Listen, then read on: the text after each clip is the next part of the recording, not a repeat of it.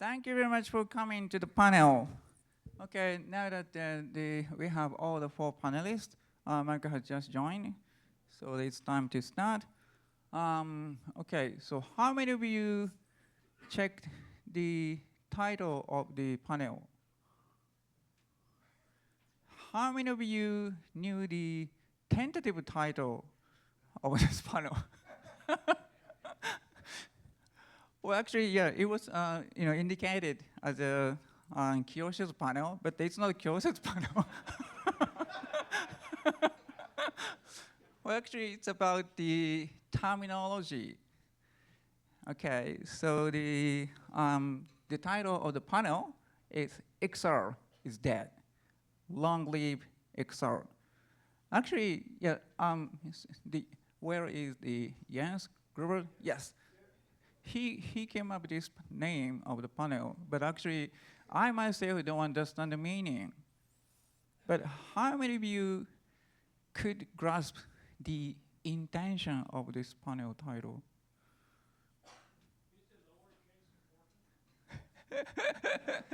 Yes, basically. Yeah, so it seemed to be from the another phrase, similar one, the king is dead. Long live the king. So it means, even though one person died, and then another regime started, and then something is going on. So that is the meaning of the title, the meaning of the panel. So basically, we have seen many similar terminology, like VR, XR, MR, AR. And then many people think, okay, so this is the best, most fascinating, attractive word that captures my interest of research, right? But that kind of the trend changes over time. So in a sense, we have some chaos, confusion. So that I think we think that it will be good timing to revisit the original meanings, how it has changed, and then who want to use what terms, or how we should do as a research community. So that's the main message of the panel. So here we have 4 panelists. Mark Bringerhas here, and Takeshi Kurata there, and Mrs. Smith, and then Wolfgang Bro. And I'm the facilitator. I'm late to introduce myself, but I'm Kiyoshi Kyoka from Nara Institute of Technology, Japan. Before introducing these 4 panelists, let me talk a little bit about the motivation. So basically, as I said, we see some chaos. There are many reality terms. Something, reality. How many of such words do you know? More than 5? More than 10? More than 100? Maybe you can think of anything reality. Okay, so let me start with virtual reality. So back in late 80s, the Jerome Lanier is said to have coined the term virtual reality. And of course, we know augmented reality. So here we have one of the pioneers, David Meiser there. So then maybe we can ask him the original intention of the meaning of AR back there. Or maybe, of course, we have a term, mixed reality, which was coined by Paul Milgram and Kishino Sensei in 1994. But if you think, if you have to clearly define the meaning, clearly explain the meaning of these terms, how much are you confident? For example, before the student. Okay, so that is the meaning of the chaos. So that we see the extended reality and then the cross reality. So I have checked these terms online, but I myself could not find the origin, who coined these terms, extended reality or cross reality. Does anybody know who has coined these terms? Introduced artificial reality. Oh, yes, yes, yes, yes. Yeah, thank you very much. Yeah, Marwan Kruger. Yeah, that's another very important term. And hyper reality or mediated reality, Steve Mann, hybrid reality or layered reality, merged reality. That was proposed by Intel for business purposes, but it has yeah, in my opinion, it has just disappeared. So yeah, at least 10. As I said, maybe yeah, probably more than 50, near 100 reality terms exist. Okay, so chaos. So then, because of the chaos, because of confusion, many people think the same word differently. So how many of you think that MR includes VR? How many of you? How many of you clearly think that VR is not including MR? We see? So I didn't count the number, but we saw, many people, we have a split. Yes. So, I asked Paul several years ago, is VR part of MR? Personally. Actually, yeah, he's been really nice to me, so that I have stayed at his home for 2 weeks back in back in 1990. Anyway, so he said there's no right answer. Can you believe? Can you believe? So Major Graham said, he's not sure. He said, I have decided not to participate in the various terminology wars. He wanted to stay away. A glass of pure distilled water is really polluted water with 0% pollutants in it. Okay, so, so I agree. So there's a confusion. So reality terms around the community. So let's look around us. IEEE ISMAR. So this seems very familiar. How many of you know the term ISMAR? Everybody. Yes, thank you very much. Why do you need AR when MR clearly includes AR? It is, yeah, so, maybe I can explain, spending a couple of minutes, but actually, this is more about the politics. But, at ISMAR, until recently, maybe 10 years ago, we have rejected many, many good VR papers. It doesn't have any essence of AR. Okay, so but now we welcome, of course, VR papers. On the contrary, at IEEE VR, how many of you have ever attended IEEE VR? Oh, many of you, okay. So at VR, of course, they welcome AR and MR papers. Every year they have a couple of sessions on AR and MR. But name of the conference does not explicitly say. So VGTC, Technical Committee, upper body of our conferences, they have some awards named VR. I'm sorry. But actually, those awards have been given to the AR and MR researchers as well. So maybe we should rename them, including our conference name itself. Okay, so issues. Do we know the definitions? Can we explain the differences? What term should we use and when? And what action should we take as a research community. So maybe you can come up many other questions. Okay, so this is what we want to talk about in this panel. Okay, so let me introduce again the four panelists.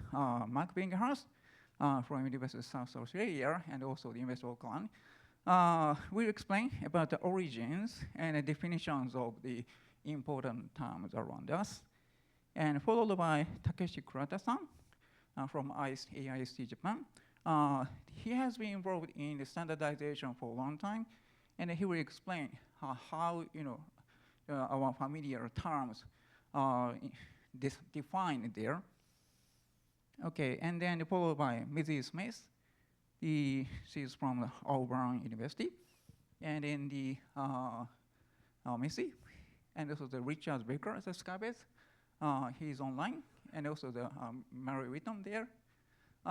Those three people have recently published in 2021 about the revisiting the RV continuum. Very good paper.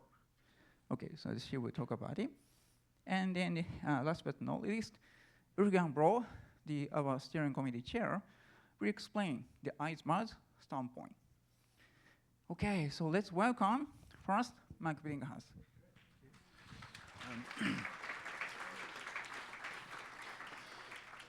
Thanks, it's a pleasure to be here. I just want to, by raise of hands, how many of you are less than 30 years old?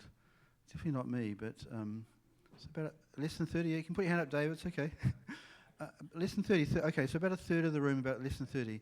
So I'm going to talk about some things here that happened 30 years ago, and for some of you it might be an education because you weren't even born 30 years ago, so we'll see how it goes. So we heard yesterday from Benko about interfaces. I was born in 1967, and on the far right-hand side is the IBM computer that was the leading computer at the time in the world, and that took up a whole room, and that was released around 1967. In those days, you didn't buy computers, you rented them, and it cost $10,000 a month to rent, and that was about the same price as a house. And so this is evolution we've seen over that time, from room size to desk size to lap, head, and then into onto our heads, inside of our heads. So you've really got this trend towards invisible computing. And of course, the main way people use computers is still using this graphical user interface. And there's the person sitting in front of the computer, and you can see there's this distinct gap between the digital space on the screen and the real world with the computer, and the GUI is the metaphor, the piece between the gap. So in 1995, when I was just beginning my PhD, this really influential paper was written by Junriki Moto, and he talked about how we can make interfaces invisible and how we get rid of that gap. And he talked about three different ways of doing that. One was through ubiquitous computing, so putting computers in the real world, out of sight. Secondly, through virtual reality, so putting us inside the computer. And thirdly, through augmented interaction, where we interact with the real world through the computer.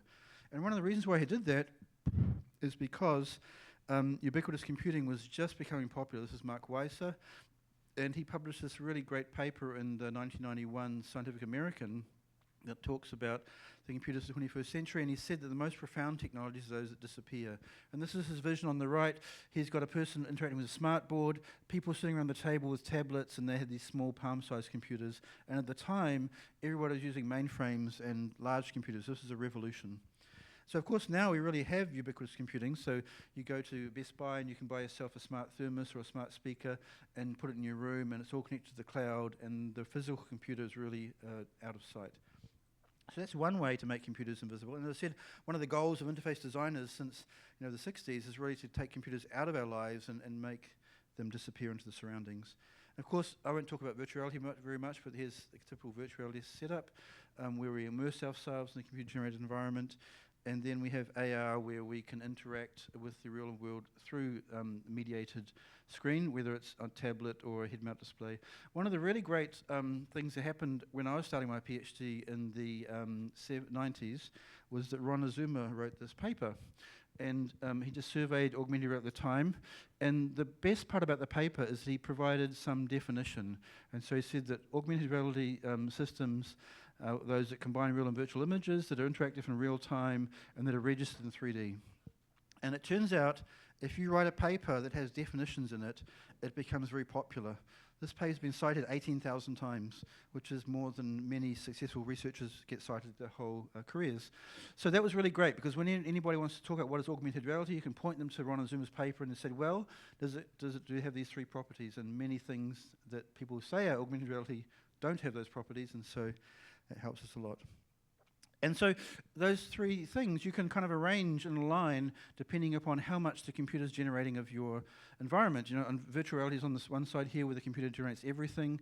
Augmented reality is in the middle where you can have some or most of your environment computer mediated. And then Internet of Things, you've got the computers that are invisibly embedded in the real environment. And of course, that is Paul Milgram's mixed reality continuum, and that was first defined in 1994. So you see a lot of exciting things happening in the 90s before a third of you were born. And you can look at, Paul talked about mixed reality, then we also have extended reality. My personal view is that extended reality doesn't include, well, certainly my personal view, first of all, is that mixed reality doesn't include VR, because it's everything between the real world and the virtual environment, although perfect VR systems don't yet exist. So most of the systems we see here would be mixed reality systems, because they still have some connection to the real world, whether it's by our feet or our smells or whatever else. So, and then the term extended reality is kind of an umbrella term that at one end includes VR, but doesn't include the real world, hence the dot on the side there, because it has to extend realities in some ways. Now, about that same time, some of you may have read this book. If you haven't, you should do it. And so this is 1992. Neil Stephenson actually lives in Seattle. And if you go to the Mopop Museum, you can see the stack of pages that he typed to write this book. So he wrote the book on a typewriter, and there's a huge stack of pages in the museum just at the bottom of the Space Needle of the original manuscript. And in this book, it talks about a clear vision of shared virtual reality. So he talks about a computer-generated universe. You put the goggles on, and you can jump into this imaginary place. He coined the term the metaverse, and the metaverse is mentioned 117 times in the book, very much a social VR space. Now, about the same time, David Gelernter in Harvard University was writing about mirror worlds. And mirror worlds was the idea that you could simulate everything around us. And so you could capture and you could share your surroundings or simulate your surroundings. So, of course, Google Street View does that. You know, with Street View, you can go back in time to when the photos were taken. You've got companies like Matterport that let you scan your surroundings. And there's a New Zealand company, Soul Machine, that builds very photorealistic avatars that can simulate real people. So the idea of digital twins and mirror worlds was invented also in the early 90s. And then you had people like Steve Mann that were wearing cameras and live streaming everything they were doing remotely. This was 1998. And so then you had this idea of life logging, where you could capture what you're doing and record everything you're doing. So today, of course, people wear Apple Watches and record their heart rate, or Fitbits, or they have brain-computer interfaces. So these topics, virtual reality, augmented reality, ubiquitous computing, life logging, mirror worlds, you can actually connect them through this expanded view of the metaverse. And in 2007, this very influential paper came out saying that, well, we don't just want the metaverse to be social VR, we really want the metaverse to be a convergence of the virtually enhanced physical reality and the physically persistent virtual space. And what does that really mean? Well, there's these 3 key dimensions. One is augmentation, so technologies that can layer information on our perception of the environment. Second is the simulation, so technologies that model reality. There are intimate technologies that are focused on the individual, and there are external technologies that are focused outwardly. And when you think about that, you can create a taxonomy. So here's a taxonomy with going between augmentation and simulation, and between external and intimate. And those 4 things I just talked about, you can put in this taxonomy. So of course, VR is an intimate technology. You wear the headset, you experience it yourself, and you simulate the real or virtual world in VR. AR, of course, is an augmentation technology, externally focused. And then life logging is, again, an intimate technology, but it's about augmenting your life. And mirror worlds is externally focused, about simulating the world. So this is one way that you can classify those technologies. So the 90s were an era of really defining these concepts. We had VR, as you said, ubiquitous computing, the metaverse, mirror worlds, life logging, mixed reality, augmented reality, and other terms that come out of that time as well. And so why do we care about that? Well, one reason is that you can't really have a community unless you can share the same language and know what you're talking about. This really supports collaboration. It helps grow the community. But the one really important reason is that if we can classify and build taxonomies like this, this helps us identify research opportunities.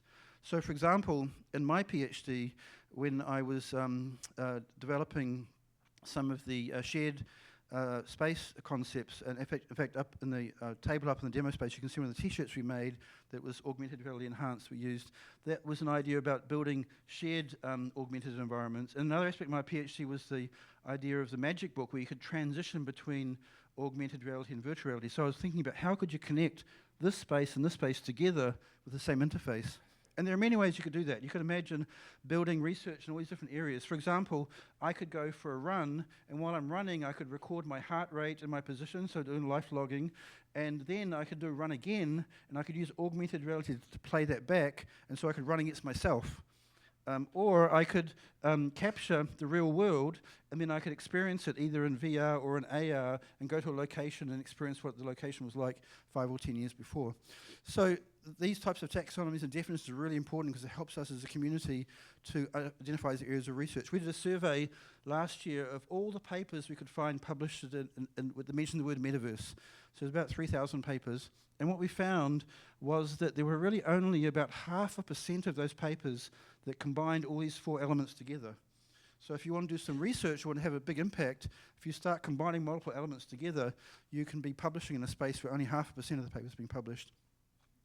The other area why it's really important is because you want to be able to connect with the community. So how many of you in the room here have published a paper at ISMAR?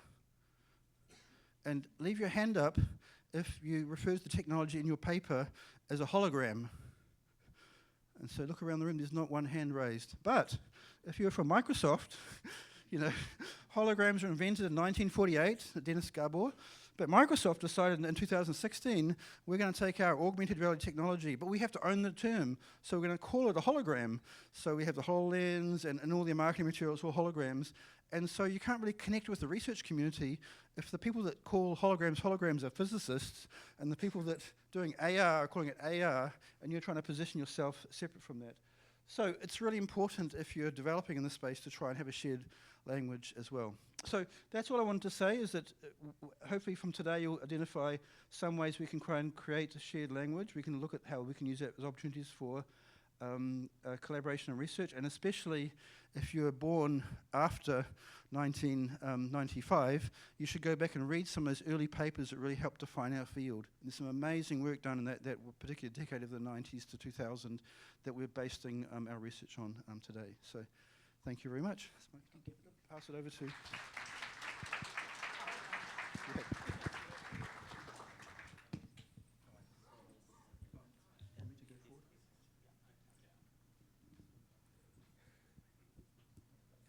Then Takeshi Kurata-san, please. Yeah, good evening. I'm Takeshi Kurata from AIST Japan. Today I'm going to talk about digital standardization at ISIC JTC1, SC24, and ISMAR. Oh, it's okay. Okay, so first let me give you some preface. There are several kinds of standardization, such as de facto, forum, and de jure. And however, the de jure standardization organization's movement is relatively careful and cautious, and so resulting in the relatively slow. That's different of the compared with academia, and they do not propose something original and unique. Rather, coordinate with society and then define things in a settled manner. And because once something is defined, it cannot be changed easily. And we have to keep that definition for a while. That's why. Okay. Then this gives you the structure of SC24. Which is a subcommittee of JTC1, which means Joint Technical Committee on IT. Then I'm now the HOD, Head of the Delegation of Japan of SC24.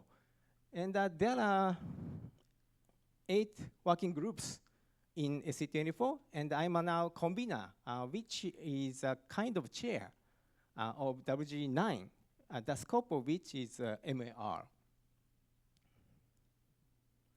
Then here shows some legacy and ongoing project in SC24. I think PNG and VRML are very famous, and also X3D and MAR and the metaverse related project is ongoing. Okay. Then here shows the participating members, nations. Then now UK serve as Secretary Art and Korea as chair. Okay. Then let's going to the definition of XR in SC24 or JTC1. Okay. First out, maybe here would be better. When I was working with Jerry, the former convener of WG9, on project about MAR reference model and the benchmarking of vision-based registration and tracking. Actually, that standardization, standard document includes several ISMAR competition as appendix. Then those projects are roughly from 2011 to 2019. At that time, there was no discussion about defining XR. However, after Metaverse Standards Forum launched in 2022, those discussions became very active because neither Metaverse nor XR had been defined by ISYC GTC1 at the time. So when the terminology standard for the Metaverse was developed, at the same time, the definition of XR was also discussed together. Okay. Then finally, now we can see the definition of XR by ISIC, which is it's very abstract. Really, real and virtual combined environments and the human-machine interactions generated by computer technique and wearables. And so I think it's better to actually modified. But anyway, one thing is good is note says within this document, XR is used as an umbrella term encapsulating AR, VR, MR, and other environments. And just for your information, OBP, online browsing platform, it's useful to search for what's defined in ISO. Please visit that website later. Anyway, then I'm gonna little bit change the topic from XR to metaverse. Okay, so as Mark mentioned, yeah, Snow Crash. How many of you already read? Okay, oh, okay, yeah, thank you. And actually, I also read Snow Crash, but some of you may know my English ability is really limited, so I read the Japanese translation of Snow Crash. Then if that translation is correct, metaverse is a total, fully virtual environment, including society. Okay, then, and then, however, so also as Mark mentioned, this, so four quadrants, original metaverse by Snow Crash is only this one quadrant. Okay, but I think due to this figure, many people think about scope or coverage of metaverse is like this. So that makes many people misunderstand the original meaning of metaverse. So personally speaking, we should respect the origin. But anyway, then I'm not sure whether Japanese government think like myself. I'm not sure. However, the Japanese government actually proposed the new term, interverse. which is a concept of fusing digital multiverse with the universe. So, analogically speaking, the relationship between VR and MAR or XR correspond to metaverse and interverse, the relationship of those. Okay, anyway. Then, this is totally my own idea, but Niantic also think like this. Let me introduce some article from Niantic. The title is Metaverse is a dystopian nightmare. Let's build a better reality. Okay, then from my point of view, it could be interrupted that they respect the original idea. Then there is some resistance to simply calling an AR-based environment metaverse. So they put some modifier to the metaverse, like a real-world metaverse. Okay, so my message is just it might be better to respect the origin. That's all. Then anyway, please let's go back to the definition of XR in JDC1. So as I said, now XR is XR in JTC1, and as Kyo said, it'd be nice to be able to respect the origin of extended reality or cross reality, but at least I don't know what's the origin. So please tell me if you know that. Okay, then I will give you some two topics from Kronos Group. First one is top page of OpenXR. Actually, this is last year's version. And it says what VR and AR stands for. However, not for XR. XR is XR. It's really smart, I think. Then this is an episode in a panel session and IEEE VR last year, 2023. A panelist from Kronos Group made a comment, which was that XR is XR, and extended reality feels like a backronym, but it seems like I'm going to blow up stating that. And so today, I introduced this comment, so I might blow up. I don't know, maybe. But anyway, it seems to be premature to define XR as extended reality or cross reality, at least in digital standard, because digital standard activity is really careful and very slow. Okay. Then this should be final page as conclusion of my talk.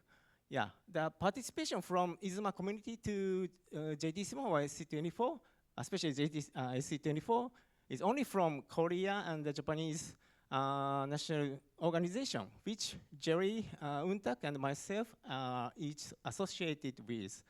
And Jerry actually organized one ISMAR workshop on standards for MLR at 2016 at Merida. However, it ended up to being just a one-time event. It was a little bit pity. And anyway, JTC1 now encourages each subcommittee like SC24 to increase contact with consumer group or some other communities like ISMAR community. So it might be good to now create some committee in ISMAR to deal with standardization so that JTC1 or SC24 can continuously contact with ISMAR community, and also so that we can create more useful standards together. That's all. Thank you for your attention.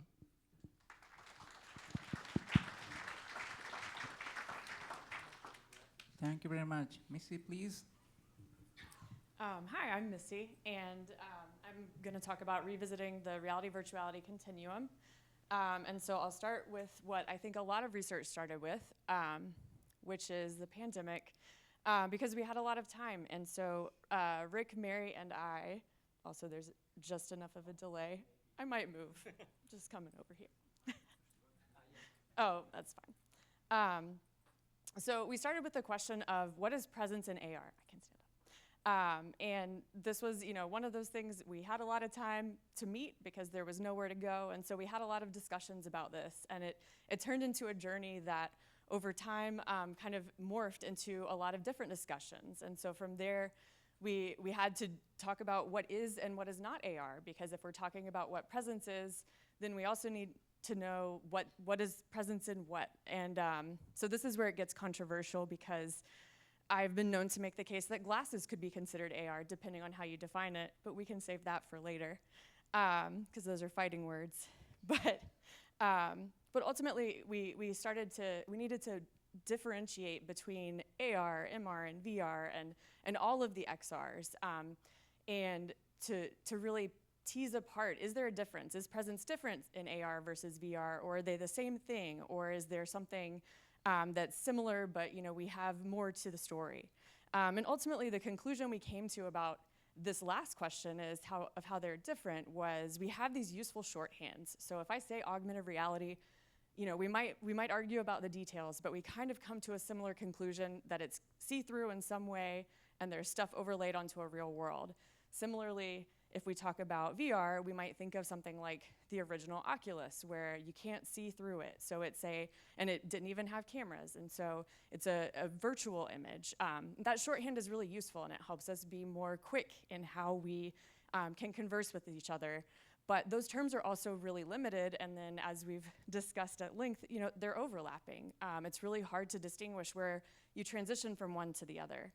So as one does, we went back to the 1994 continuum, and we thought that this held up really well, and actually is still useful today, and I think that's really clear from the discussions and from the way that people are talking about it still today. But we did find some limitations, and these limitations, we thought, made it ripe to revisit and think about and kind of dig deeper into. And so the first one was, in the original paper, they focus really on visual displays and hardware. And I think that's characteristic of, at the time, those were the big challenges to be solved until we got displays to a point where we could move around with them. It maybe didn't matter what AR was because we're stuck in place.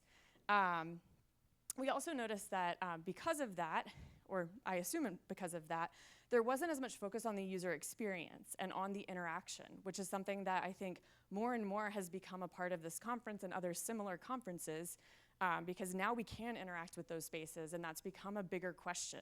And so that was kind of the second limitation that we needed to think through and kind of argue about.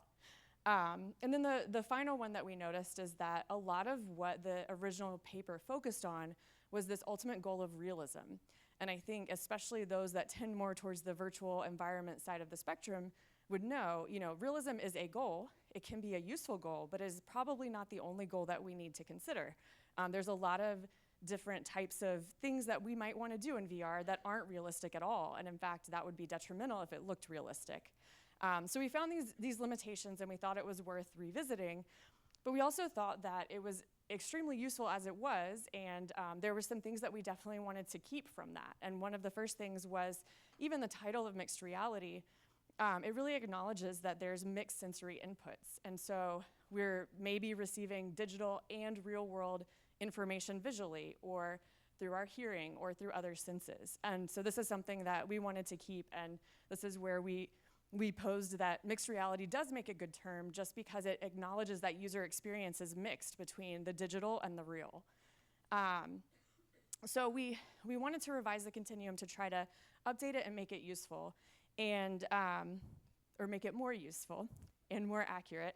And so we talked about this through the perspective of the user, of the person that's experiencing it. And so when we think about those senses, so exteroception is your external senses. So that's what you learn about in, when you're a kid: sight, smell, hearing, taste, touch. It really does a good job of explaining that. And I think this continuum holds up because there's at least evidence of research in all of those senses that makes it feasible to think that in the future we might get to a place where we could fully replace all of those if we wanted to, if we invest enough in it. Where it starts to break is when it's loading. We're not there, but we'll get there maybe. But where it starts to break is when you start to think about interoception, which is your internal sensing. So that's things like proprioception. We're not manipulating that right now. That's also things like hunger. In the paper we talked about how you can feel like you can taste something, you can touch something, you can have the sensation of chewing, but if you're not actually eating something right now, you're going to have a sensory conflict, and so your reality is still mixed because we haven't fully overridden that internal interoception as well. And so we decided that's when it becomes like the Matrix, because it really is like, in order to get from mixed reality to how we defined matrix-like or true virtual environment, you have to override the brain. Otherwise, the person always knows that they are in a mixed reality environment. They might still have some mixed sensory cues. This is where it gets interesting, because I think that raises a lot of ethical questions, because if we could override the brain, should we? I think that we need to think carefully about how we handle that. But I think there's kind of two opposing things here. So first is that interoception is the key to getting past that sensory conflict and past the point where our reality is mixed to really what I would say is true virtual reality. But there's those serious ethical questions that come with trying to manipulate something like what a person believes to be true, and the ethics of, is it ethical to override the brain? I'm not going to answer that. I think someone else should focus on that. But that gets deep pretty quick. And so once we had kind of talked through that, we kept coming back to this idea of a single term. And so, I think that's a question here today, is what is that single term? Should we have a single term? And one of the things that we found was it was never a single axis. So in the original paper, if you go back to it, they proposed a 3-part taxonomy. And in the original paper, the first part was the extent of world knowledge, which is getting to what does the system know about the real world? And I think actually this is really interesting. It holds up perfectly well, and it captures a lot of the distinction between what we classically would term AR and what we would classically term VR, because they're kind of on opposite ends. For a mostly virtual environment, you don't necessarily have to know a lot about the world, but you do for an augmented reality environment. We also added to that and updated the taxonomy that they had. We added immersion and coherence. And so we argue that these 3 things together make a singular experience that we can usefully use in defining what the technology is and how we speak about it. So from there, we basically say, we have this 3-part taxonomy, and we can also correlate hopefully, the terms that we've been using to different kinds of constructs that we've been measuring. So things like place illusion and plausibility illusion, we also pose new ones. So extent of world knowledge didn't have like a construct. I think that's a little less abstract. And so, maybe there is a world awareness thing that we should, construct that we should be thinking about and framing. But also these could be combined. And so we've talked a lot about presence. We think that's probably a combination of immersion and coherence. But there's other things as well that we could tackle. So the goal of this is not to answer not for us to answer all of these questions, but just to kind of pose the question, maybe we should be thinking about these sorts of things as well. But it's pretty complicated, and there's a lot here.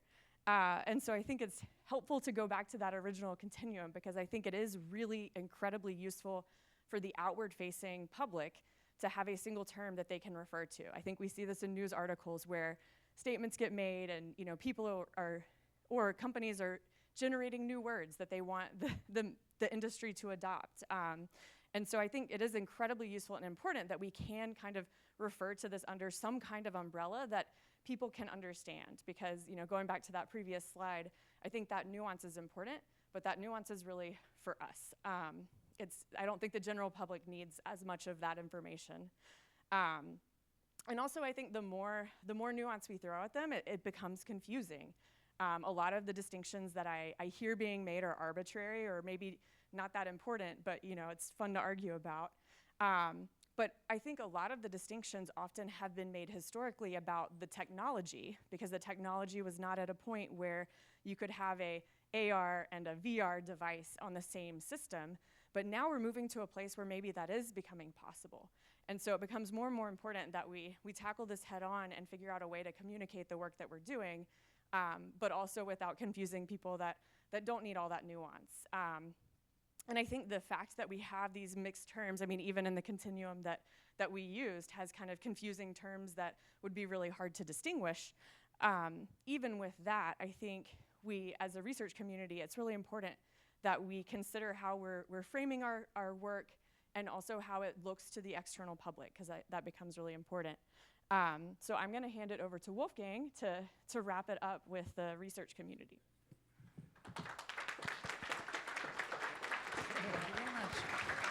Thank you very much. Thank you, Missy. Wolfgang, please.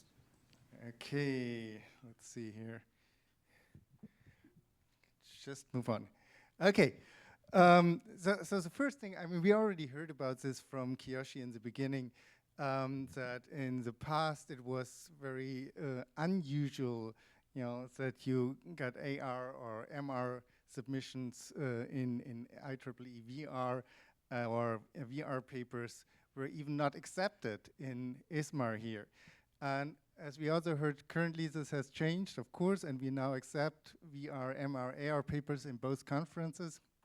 However, what we can observe still until today is that a couple of VR researchers still hesitate to submit their papers to ISMAR. They say, oh, it's not the right conference for me because it's not a VR conference. And and we also always have to remind the ISMAR reviewers, I mean, every year, that VR papers are clearly within the scope of ISMAR, because they don't seem to accept it. Why is it that case? It's just because of naming, It is, of course, it is the International Symposium for Mixed and Augmented Reality. There is no VR in this name, and so this is really the question: how can we change this?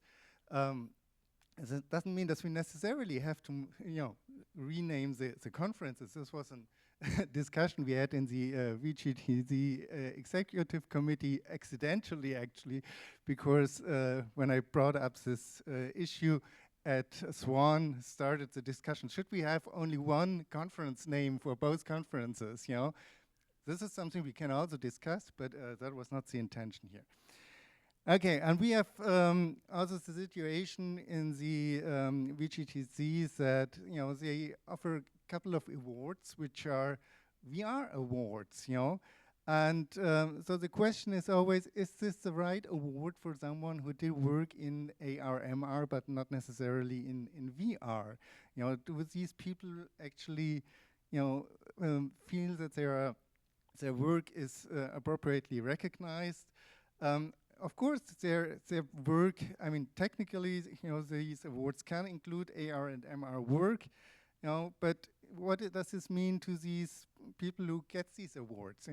Do they feel that they should get a VR award for an AR work, Or wouldn't it be better to be more inclusive?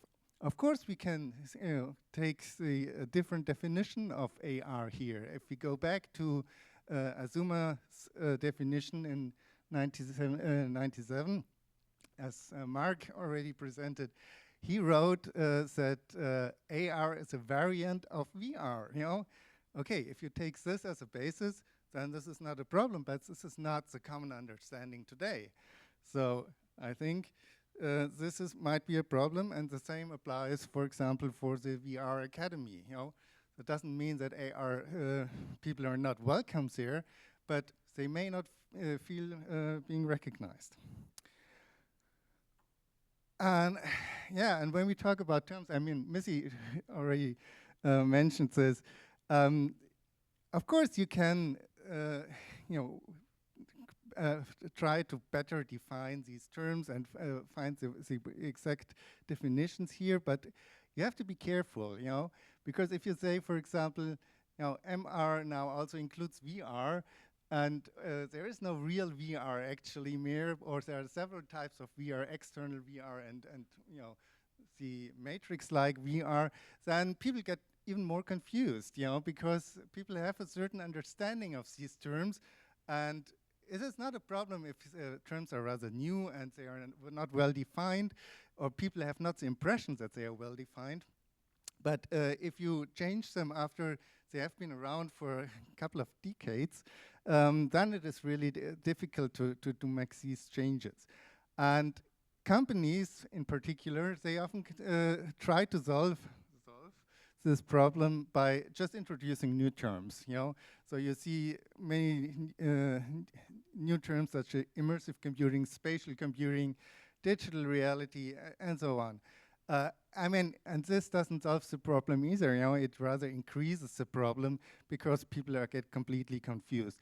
And why did I bring up this figure here? This is a figure from our VR AR textbook we did a couple of years ago. And I don't want to say this is the only solution here for how to do this, but I brought up this figure because this was the figure where we discussed almost, I think, 2 or 3 months, among the editors, how this figure should look like, and what is included. I mean, you have to be consistent in a textbook on what is AR, what is VR, and it was almost impossible to agree on such a simple figure here, and that shows how big this problem is. And then also there is the issue of course, where VR, AR, MR, XR actually are located in the IEEE structure. Where do they actually belong? And if we see in the current structure, we have the IEEE VGTC, which contains, of course, visualization and graphics. There's no VR, there's no AR. We see we have the TVCG journal as our main journal here for publications, and there's also only visualization and computer graphics in there. There's no VR, no AR, no MR, nothing. So VR, AR, and those in these in these structures are still seen as part of computer graphics. But I mean, if you look at the papers here at the conference, you see that many of these papers are, of course, not at all related to computer graphics. They are about many other issues of AR, MR, and VR. So there really is a question: is this the right place, or is this the right name for this? And the question: is there a need for change? And we also see, or saw here, the first day we had, this other conference from the IEEE Metaverse Initiative. There's also the IEEE Digital Reality Initiative. Now, these are further emerging, structures, bodies here within IEEE. And the question is also, how does this fit together, and where does AR or VR and XR belong? Okay, so to conclude, I mean, I think we have the problem that the terms which are commonly used often don't match what we do in research, and this is a problem. And also we have the problem that the researchers may actually overlook relevant conferences or may not be fully recognize the awards. Just because of the labels, they feel disconnected from what they do, actually. And so I think we have to be much more inclusive here, and also have to be transparent, how we define and label things.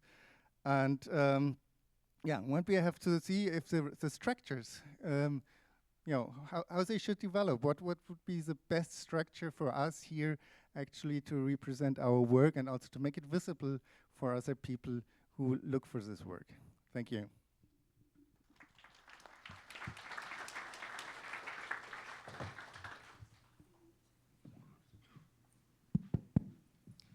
All right. So it's already about 1 hour. So we have only 35 minutes to go. But okay, so let's have an open discussion. And then I still already see some people raising their hand. How many of you have questions? Okay, Bruce, please.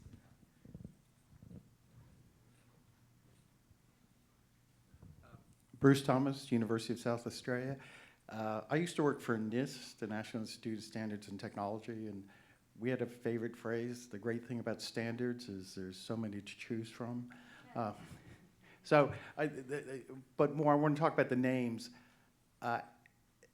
The reason we have so many names in this is because for the same reason that companies want to brand it, academics want to brand something to say, and then it's like, oh, I'm the expert in blah reality, whatever I call it. And so I know when I looked at those things Kiyoshi had put up there were 2 or 3 of those that I know the people who coined those did it specifically so they could be the world expert in that. So how do we combat this? Because I find it quite annoying.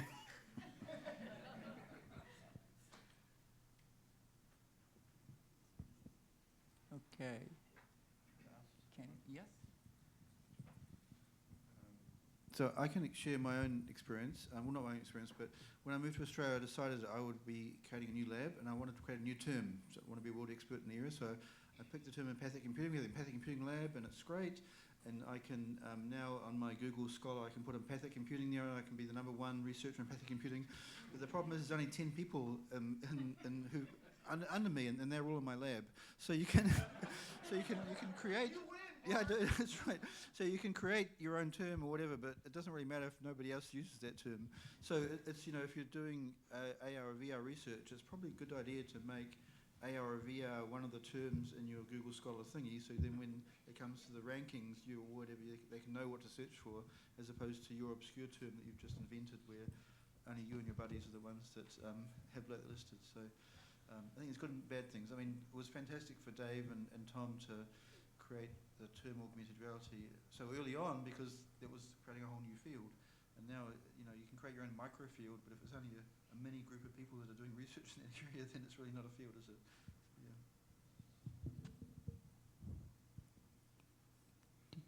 Does anybody there want to answer the question? A while ago, the Masahiko Inami told me that, a professor at the University of Tokyo need to create a new academic society to be recognized. So,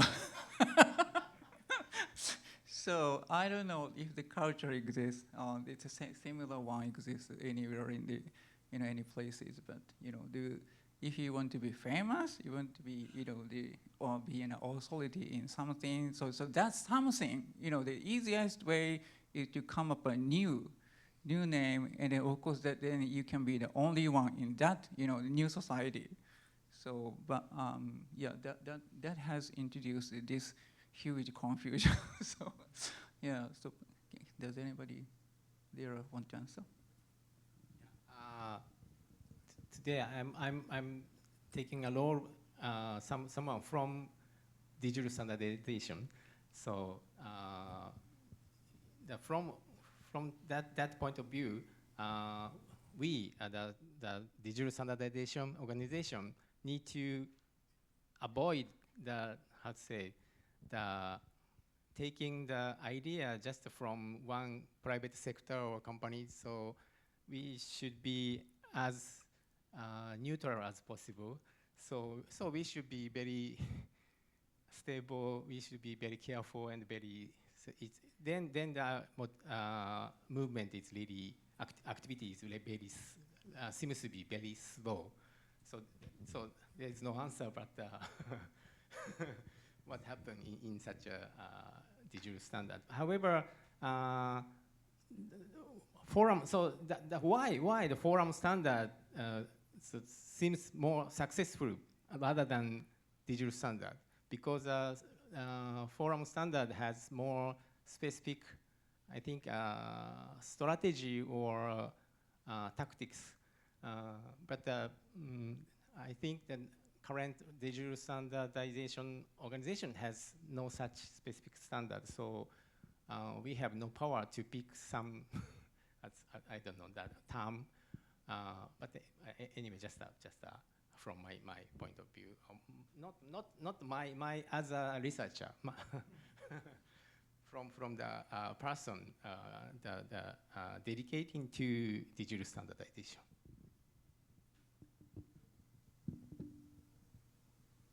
Do you want to answer, or shall we move on to another question? Any other questions? Yes, please.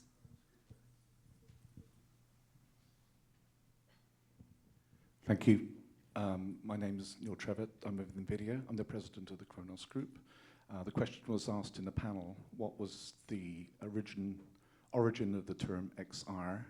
I'm a little nervous to admit it, but I think I can fill in that part of the jigsaw puzzle because I was there in the meeting where the term XR came up. It was in the embryonic OpenXR working group where we're trying to figure out a name for the standard that ended up being called OpenXR.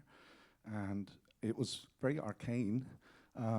We were looking at the landscape exactly as has been outlined in front of us today. There's augmented reality and virtual reality, primarily, of course, and then there was mixed reality, which at the time was getting confused, because in my humble opinion, Microsoft kind of misused that term.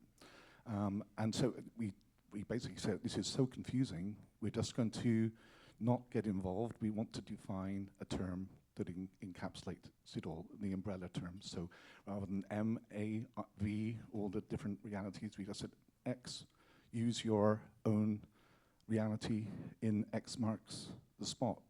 And it was nothing more than that. And the proof that this is so is that augmented and virtual reality are the two main realities. If you look at the OpenXR logo, the X is a V and an A, and there's a little line between the two. That was what that little line was intended to indicate. We had no idea that XR was, and it wasn't the intent for XR to become such a widely used term. That wasn't our plan. The fact that it did get picked up, though, I think lots of other people were struggling with the same issue, and they were looking for some kind of umbrella term, and I think that's why it got used in a bunch of different places. Thank you very much for the input. So that it was actually intentional, not to explain more detail explicitly, like extended reality or cross reality, just X as anything.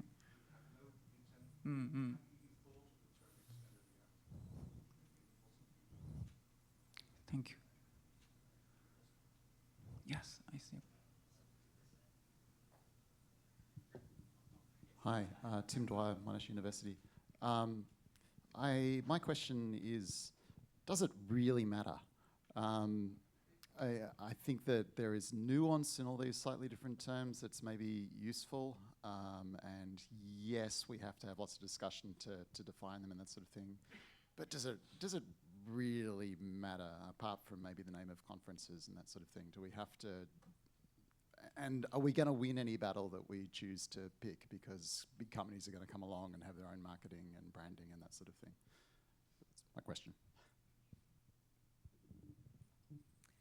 I think it matters just because it creates confusion. And so, I mean, I think I've seen researchers talking past each other because they're using the same word in different ways or using different words to mean the same thing. And I think some of that comes back to ego and the branding, that Bruce was talking about in terms of trying to own a space. And so I think it matters as much as we make it matter, which is part of why I think a lot of terms could be the term that we use. But I do think it's really important that when we're externally facing, we can communicate clearly, and I think also that when we're internally facing, we know what we're talking about, and we're not, gatekeeping based on one word when really we're on the same continuum, and maybe it's all relevant to the topic or the journal or the conference.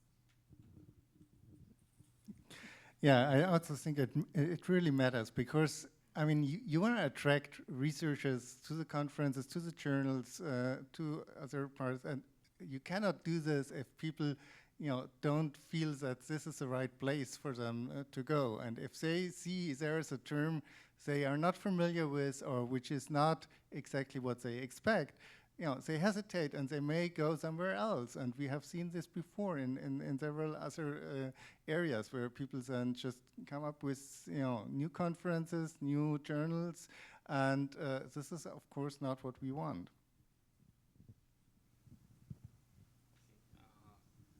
First, I'm going to try to answer the second question. I think once someone created the term, then it actually, how to say, being out of control, no matter how the person who invented, coined the word think about. And also the digital standard is making digital standard is something like making the dictionary. So we have some responsibility to fix that definition. So I don't want to do that. So I just throw up the responsibility. However, that's my duty, our duties. And let me answer the first question from Neil. And as far as I understand, here there are no one who knows the origin of extended reality or cross reality or XR. Then better idea is to use just XR, because XR is a maximum common divisor. You know, XR can be extended reality, XR can be cross reality, and XR is XR. Then if the condition is same for extended reality, cross reality, and XR, then maybe it's safe to just use XR. But that, yeah, okay, that's all. Yes. Valterio Mayol here. I just want to double click on the danger of definitions. And something that I have seen in the last several years, even with the younger generation, where you see that the definition can actually make or break a solution or an approach to a problem. And this actually transmits into actual situations where teams in industry, I have recently experienced a couple of cases where the team is engaged, has identified a problem, they want to use AR to solve that, and then they are told that you actually don't need 3D models flying around to solve this problem. And when that happens, these teams disengage entirely, because surely if it is not AR, it's not important. That is not cool. So the danger of definitions is actually very real. And to answer your question, Bruce, you say, how do we solve this? I often try to think about what if worlds. So imagine a world where the word AR is banned. Right? Imagine where you banned augmented reality as a term. I guarantee that every single paper that has been published in this conference will still be published, because people will find a way in which that research, which is important, will still fit into any of these definitions that we come up with. But this is the other side of the problem, right? That definitions are important in that sense, but it can be extremely dangerous if we get them wrong. Just a comment. Can I just do a little follow on? There's been a number of papers on when I've been on a PC that they force the authors to say, you just made up a term that actually there is an existing term that does it. So the community can stamp this out, because if somebody comes up and says, oh, well, I got the Bruce reality. And yeah, so they'll just go, nah, that's just AR. You just, so the community can self-police to a certain degree. I like beer here. Beers for sale. Beer reality. Okay, Steve Feiner, Columbia University. I think the issue in part is what is the community. When a community of researchers defines and decides on accepting a term, I'm thinking of mixed reality, for example, due to Milgram and Casino. And then along comes a very large company that decides that they don't want to call it AR, they want to use a different term, and they have a lot of money, and they can say, okay, we're doing mixed reality, and suddenly people start using that term for them. And then another company comes along that's not as large and decides they can't say mixed reality, they're going to say merged reality, namely Intel. So the point is that money speaks, and there's a long history of companies either coining a new term or co-opting an existing term and then completely drowning out the folks who came up with that existing term. Apple with spatial computing. Spatial computing has been around since last century. After a 2015 workshop on spatial computing, long before there was an Apple device for sale, at least, I was co-author of a paper, a large paper in communications of the ACM. It had spatial computing in the title. We did not purport to coin it. It had been used in the GIS industry literally back to the 20th century, but you didn't see it being used a lot, if at all, by people in our field until a very large company puts out a product that's a spatial computing product because they don't want it to be called AR or VR or MR or any of those terms that are, quotes, owned by other companies.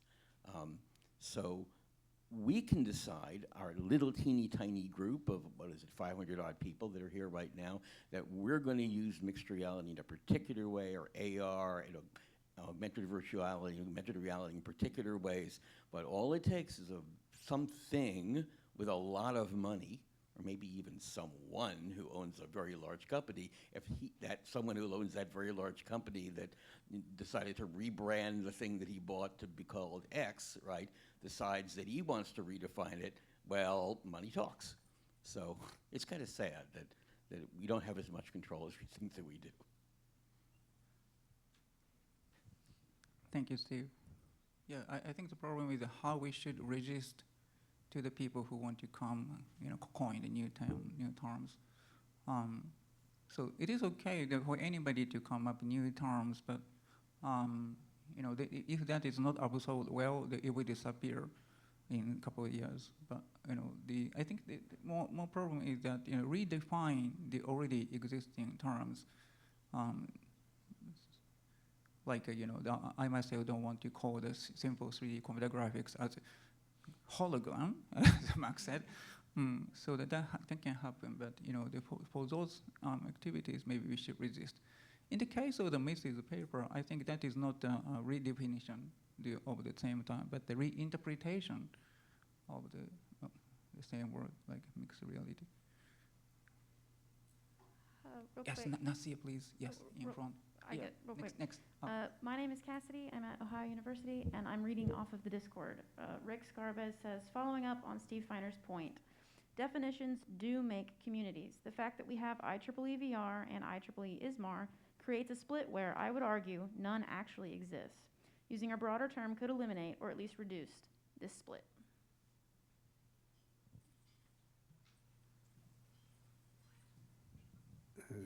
I had just a question, because I don't know how many of you have you ever seen Christopher Stapleton kind of continuum, which I don't know, there's no name for it, but one thing he brings in, which I really like, is imagination.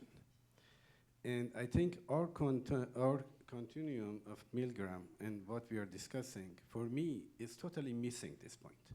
So I cannot position art in our continuum. There's no way I position art. There is no way of positioning a magic show. There is no way of positioning a park ride, Universal, et cetera, in this. And I really like the continuum of Christopher Stapleton, where he has imagination as a third word, where AR and VR and everything, our final objective is to create a world in that imagination which impact the mental mapping and everything that we do. Now, my question to community, in particular to young guys, is that maybe we need a new continuum and a new name, which also includes imagination, and it could actually, somebody has to give a name to Christopher Stapleton continuum. He didn't give it a name, but something that could also include art, include a lot of things that this continuum is not including from my point of view. I'll take a stab at responding. I think one of the things that we did in that paper that we wrote was try to prove it right. And in trying to prove it right, we found some things that we had to keep and we found some things that we needed to change. But as a part of that, we added coherence as one of the 3 parts of the taxonomy. And I think that it sounds a lot drier and it doesn't sound as fun, but I think that starts to get to the idea of imagination, because that accounts for what the user expects and what they are looking for in the experience. And I think that's where imagination comes in. So I think it's possible that with the taxonomy, I think the continuum alone is a nice, useful tool, but it doesn't really capture it. I think it's possible that the taxonomy could address that, but I'm also not familiar with that, so I would love to see it and learn more about it too. Thank you. Yes, please. Hi, David Lindborg, Carnegie Mellon. A simple question maybe. If you had to retire one of the big terms, which one would you retire? I know I have my favorite, but if you had to get rid of one, maybe there's actually agreement to cut down on the taxonomy.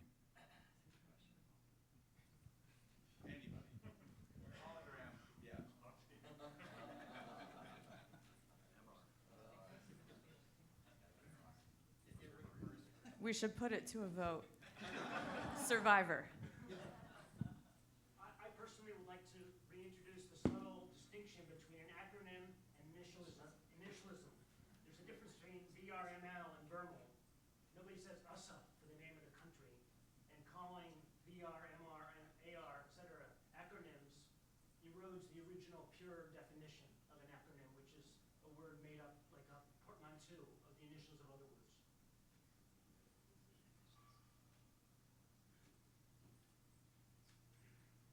You may be good to put the definition of those words on the web page of the ISMAR or the web page of IEEE so that they can understand.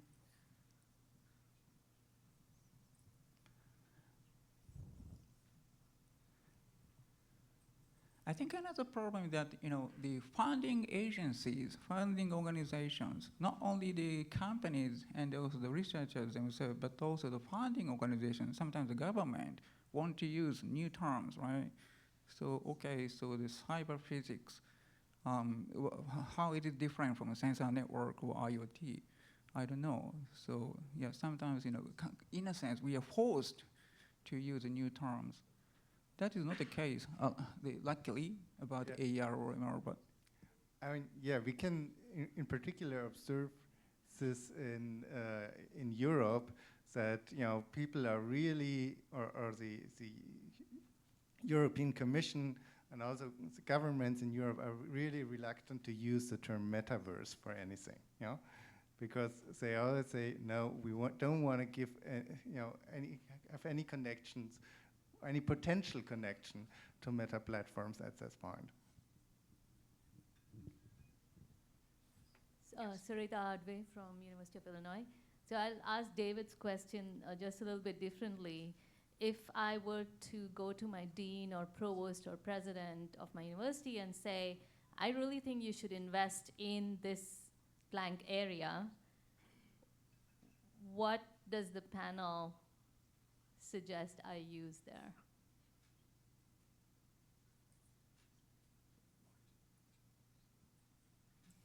I think that's the power of a common term, a common definition. No answer? It was a mic drop question. True. I mean, doesn't it just depend on knowing your audience? right? You're talking about how do I convey this to this person I want them to invest. And I think it depends on their level of engagement in this field a little bit. Like, in some ways, maybe you can cash in on what metaverse has built up broadly. Like, when I talk to my family about what I do, I kind of talk about Google Glasses. We all know that doesn't do what people thinks it does, but that helps me. It helps bridge a gap. So I'm saying, like, if they seemingly know something about XR, maybe metaverse is not appropriate. Maybe if they don't know anything and you're introducing them to this concept and why it's valuable for the first time, maybe you do want to cash in on the fact that industry is interested. That's the only thing I can think of.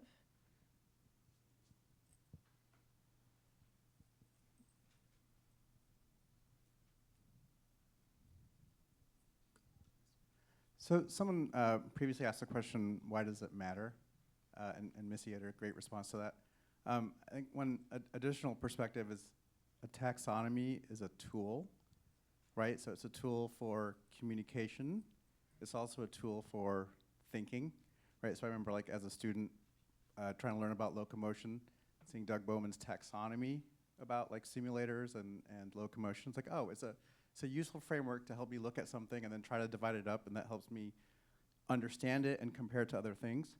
But I think, like any tool, tools are useful for some things and less useful for others. And the person who gets to decide, is that tool useful, is the user of that tool. So, like, somebody else could invent a screwdriver, and it's up for me to decide, is the screwdriver the right thing, or should I use a knife to open this gizmo? And I think so it doesn't matter, yes, as long as it's useful.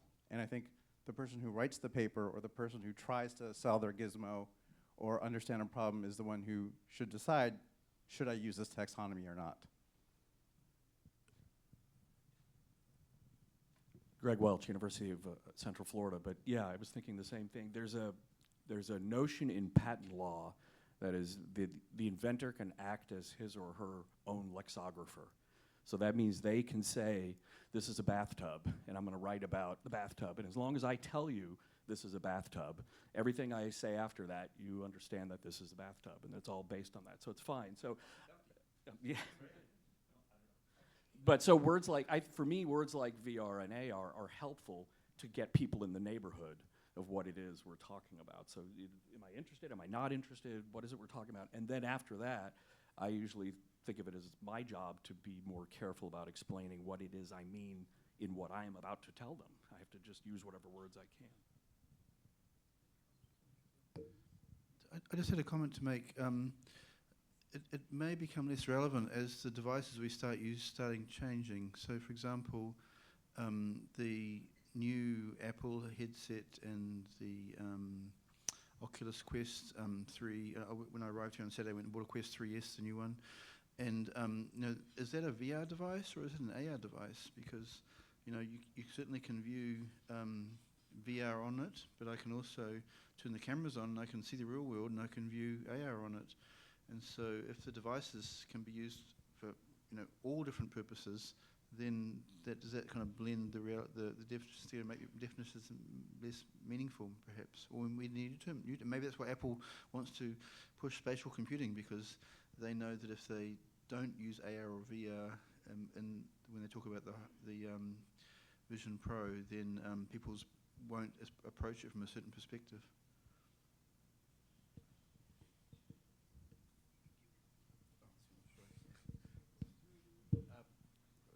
First, I've got a new term for you: face computing. It's out there in the wild. People are talking about it. Okay, but I just want to address the standards bit, and I guess the question is, are we mature enough to standardize what we're doing? I mean, this is outside of just the word, but can we actually standardize our processes, and is this the right time to make a standard? I've just seen a lot of standards that were too early or too late, and I don't know. Very good point. Thank you. Well, can our standards, man?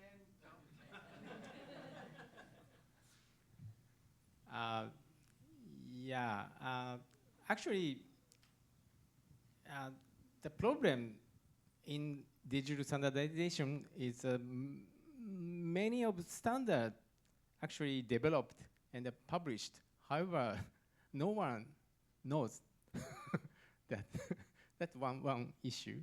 And then, as I said, the activity movement is so slow.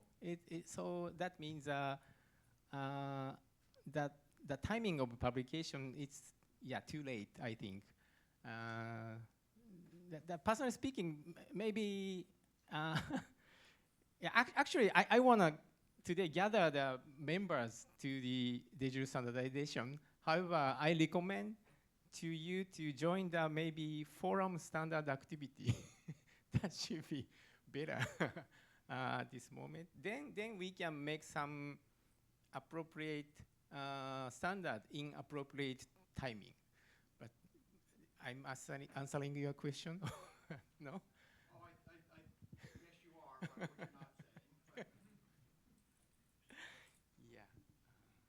I notice we have only a couple of minutes left, so maybe it's time for all the panelists to say something in the end, maybe 1 minute each.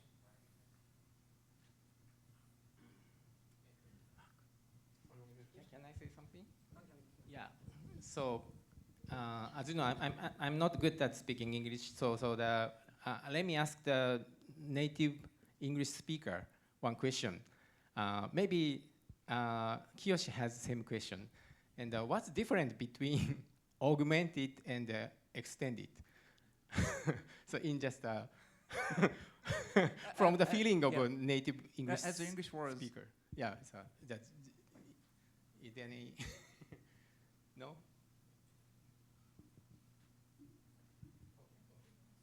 Just focus. Okay. Maybe extended is quantitative and augmented is qualitative. In the sense that extended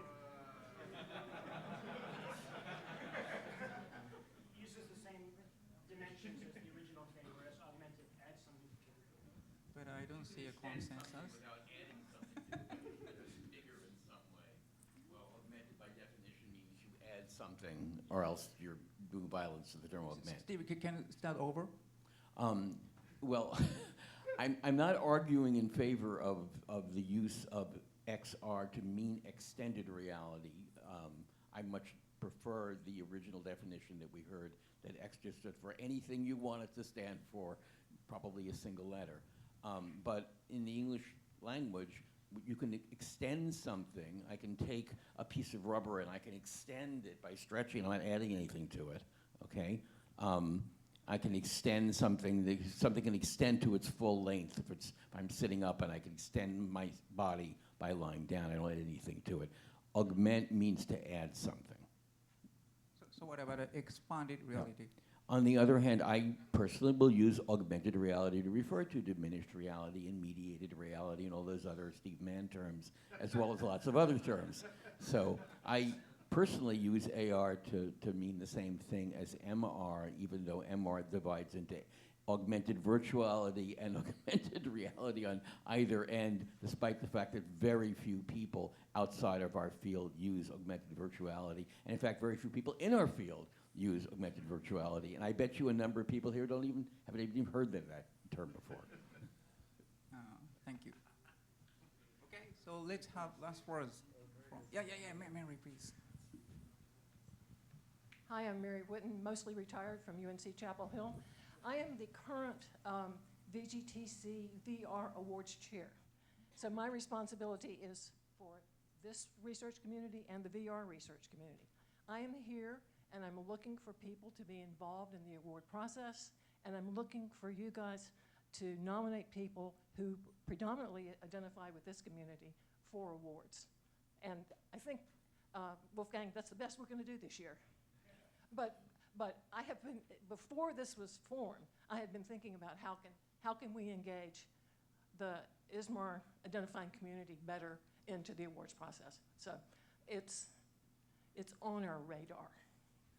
It's going to be hard because you think standards are slow. IEEE. No, he just retired. Thank you very much for the report. Yeah. I was, up until last year, this year, not sure which one, in charge of the VR Academy, which I really tried to make be called the VR and AR Academy, but somehow the VR part went out. I just wanted to point out that the official online thing that describes what the Virtual Reality Awards are, it says, I quote, "The Virtual Reality Awards recognize contributions in virtual, comma, augmented, comma, and mixed reality, comma, and related fields." So this is what is officially online. You can argue whether it should be augmented reality and mixed reality. That we can talk later about politically why ISMAR has its name. And it's purely politics, as I think Yoshi pointed out before. But that's pretty darn inclusive, I think. Thank you. Now, it may take long, but I think we should make a movement to the. Okay. Okay, so let's have some last words. It's already 5:30, though. 1 minute each, please. I was trying to find a joke, but I can't find it in time. So well, I can give you the concept of the joke, and maybe you can laugh anyway. So the concept of the joke was two people were discussing religion, and one person says, "Well, I'm glad I'm not, I make up a religion. I'm glad I'm not the blue hat religion guys because they're so bad." And the other guy says, "Yeah, I'm against the blue hat guys really badly. Well, we're both red hat guys, right?" "Yeah." And the guy says, "Yeah, I'm red hat. I'm the red hat religion." And he says, "Well, which type of red hat religion are you? Are you the crimson red hat religion, or are you the rose-colored red hat religion?" They went in all these little micro categories until eventually they figured out that one guy was the burgundy red hat religion, and the other guy was the deep purple red hat religion. So they started calling each other heretics because they were of this very little micro area. So that's the concept of the joke. I guess the thing I'm trying to get to is that if having different definitions, and even in this room here, we had asked the question at the beginning, how many of you think that mixed reality includes VR versus not VR? And about half said one or the other. So if we decided, we could have a huge argument right now about whether mixed reality includes VR or not. And I think the main thing is that as long as we don't use these terms to divide us as a community, and we can use them to identify and be part of that community, that's what we should be really aiming for. And certainly there's lots of potential with terminology to cause division, but we should try and use it to be an attractor rather than a divider. And if people really want to identify themselves as, the burgundy hat guys in a very little micro community, that's fine, as long as, we accept them as part of the overall community too. So, and standards help, and I've certainly tried to fight battles in conferences about not using the terms holograms and against, but it's a losing battle, when you're trying to fight against a company that has huge budgets. So you just say, well, we'll accept all types, and this is what I mean with my research, and I'm happy you're doing your research, and there's certainly a common area there as well. So I think as long as we can be welcoming, and it may take a while before we get to a common point of understanding, but until we get to that point, as long as we can be accepting, I think that's the most important thing.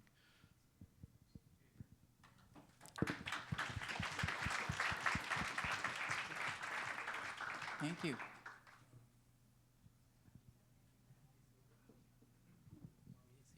One minute. Oh, I found the joke. Shall I tell? That was a joke. Let me read the joke. It's a little funny. So this is written about 1980. So there's a guy on the bridge who's about to jump. So it's amazing what happens when you Google, obscure Christian joke about different sex, and it pops up, the first one. And the guy says, nobody loves me. And the other guy says, no, you don't jump. God loves you. Do you believe in God? And he says, well, yes. And he says, well, are you a Christian or a Jew? And I'm a Christian. Oh, me too. I'm a Christian too. Are you Protestant or Catholic? Well, I'm Protestant. Oh, me too. What franchise? Well, I'm a Baptist. Oh, me too. Northern Baptist or Southern Baptist? And he said, Northern Baptist.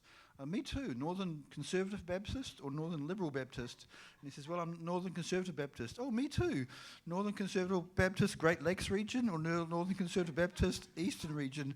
And he says, oh, I'm the Northern Conservative Baptist Great Lakes region. And he says, oh, me too. And then he says, Northern Conservative Baptist Great Lakes region Council of 1879 or Northern Conservative Baptist Great Lakes Region Council of 1912. And he said, well, I'm the Northern Conservative Baptist Great Lakes Region of 1912. And then the guy says, oh, die heretic, and he pushes him off the bridge. And so that's the joke. And you have these micro divisions that could cause dissent in the community. Anyway.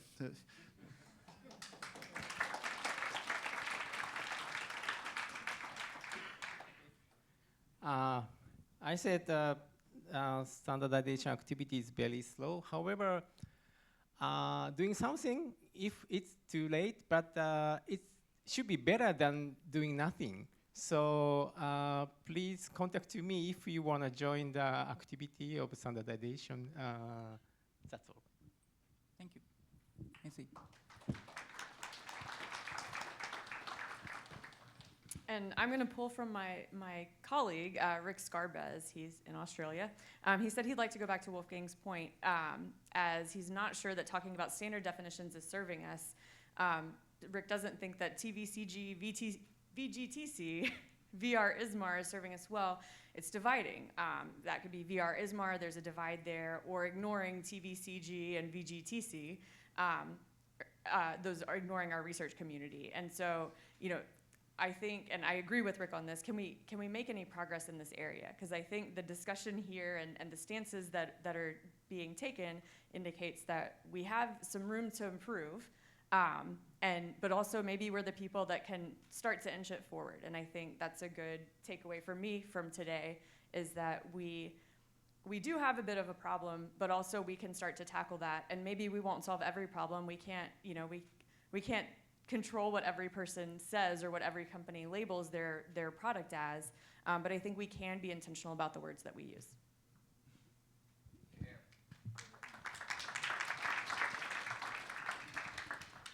Okay, I was very glad to hear from Mary and also from Steve that there are, you know, seems to be at least some progress towards opening things up towards AR, or people try to at least to do this. And what I've learned here today is that whenever we talk about any of these terms, and what we do probably when we publish and write our papers, is that we should carefully, you know, clearly express what how we understand this for our work, how we use it, what our definition is, because this is how people will perceive what we write and what we do, and this seems to be even more important now. Thank you. All right, this ends the panel. Thank you very much. I think it is very important and useful, meaningful to have a panel like this once in a while. So I think we have shared much information to think about today. So let's thank the panelists again.